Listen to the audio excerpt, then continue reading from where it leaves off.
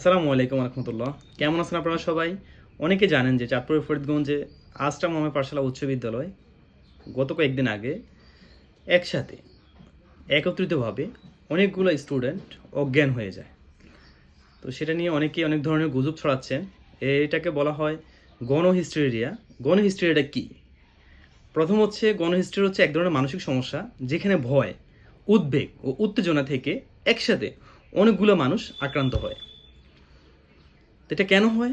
এটা হয় চরম মানসিক উদ্বেগ ও ভয় থেকে হয় এটা, অজ্ঞতা ও গুজব থেকে হয় এটা, দলগত প্রভাব থেকে এটা হতে পারে। কাদের বেশি হয় গণহিস্টেরিয়া? গণহিস্টেরিয়া হচ্ছে গিয়ে স্কুল পড়ুয়া কিশোর কিশোরীদের খুব বেশি হয় এটা। তার মধ্যে কিশোরীরা খুব বেশি আক্রান্ত হয় এতে। এর পাশাপাশি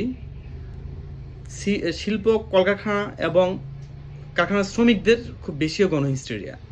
গণহিস্টেরিয়া নিয়ে আতঙ্কিত হওয়ার কিছু নেই, কেউ গুজব ছড়াবেন না।